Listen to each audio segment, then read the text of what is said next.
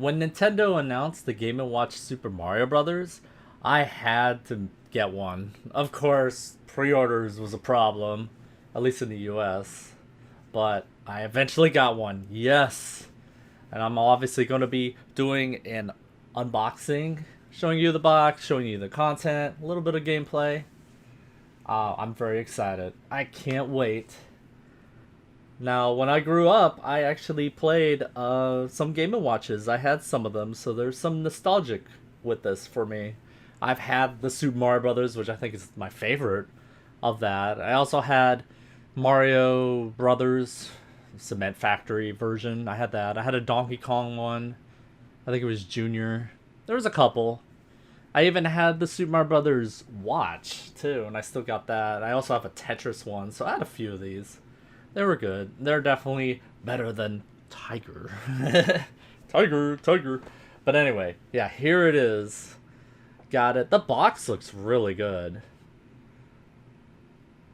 And of course, we got the content inside. Modernized charging. No more button batteries for this.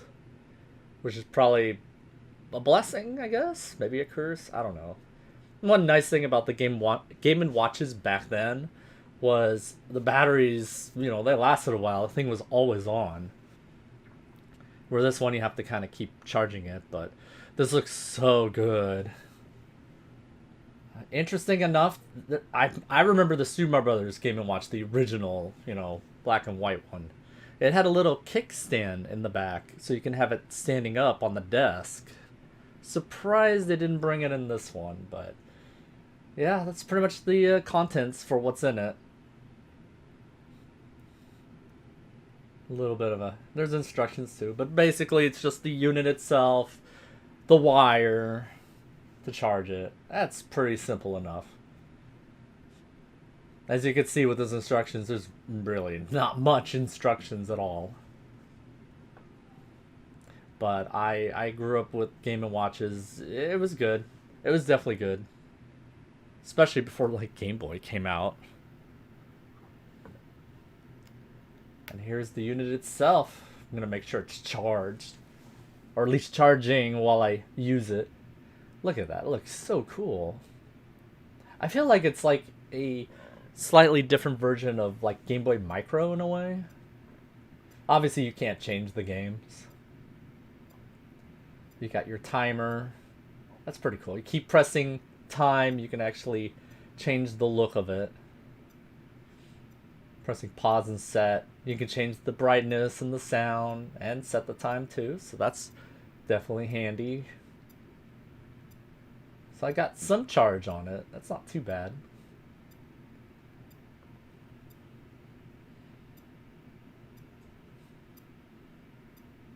And there are the games. So you get Super Mario Brothers 1 and the, the Lost Level Super Mario Brothers 2. There it is. Look at that. Wow. It looks really good. It looks good enough. A little bit of movement. It's not quite perfect, but for something like this, it's great. It's nostalgic enough for me, but at the same time, it's also kind of not as, because I'm used to the what is it, LCD screens or whatever, black and white. This is obviously better. Just basically gonna do the first level, and then switch it just to give an idea. I mean, it's Super Mario Brothers. As far as the game goes itself, there's nothing brand new. One thing I have found out, and I might as well mention it, is after you get to certain levels, you're able, it automatically saves it. So you can, at the title screen, just press, I think it's the B button, and you can skip to any world that you've been at. So if you beat the game, you can go to any world. I still have to actually go and check and see how it works with the second world or second game, hard game or whatever, with Buzzy Beetles being everywhere. So as you see, you pick game, you can just easily swap to another game. And adding Lost Levels, that definitely adds more to this package, that's for sure. Doing so bad. I do better. It's just we're recording right now. Yeah, that's it. Yeah, we don't need no poison mushroom. This obviously the last levels, the original, Super Mario Bros. 2 on Famicom does look a bit like, for what it was back in the day, it does look a little bit like an upgrade. But it is very much the same game. A harder version.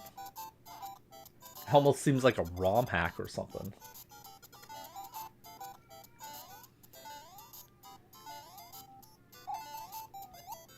It works really well.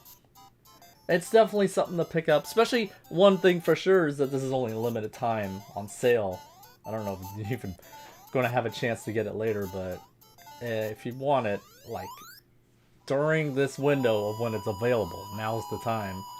I'm sure this thing's going to go up in price. I just wanted to have it. Because Game & Watch. Aw, yeah. And actually, interesting enough, they added a ball. So ball is, well, this is like an updated version. You got Mario's head on it. But this is basically the very original Game & Watch that was ever released. It was called Ball. Very simple. But, something new and unique at the same time. As you keep scoring, it goes faster and faster, so it becomes more difficult. Gotta have those high scores to show off. That's definitely an 80s thing, but I guess theoretically, if you think about it, even nowadays, it's all about high scores. The amount of kills or, fastest time, speed runs. It's the same difference, I guess. But simple. It's Ball. What else to say? The only thing I wish, though, is I wish they had the Super Mario Brothers Game & Watch game in here. The original. That's the only thing that would make this, like, perfect for what it is. As you can see, it also saves where you were at, so you can just skip right back to it. I don't know if there's a way to reset. You can just die, I guess. Very awesome product. The manufacturer suggested retail price is about $50, so this obviously is if you want to get it for that price. But I had to get one for sure. It's a very awesome device.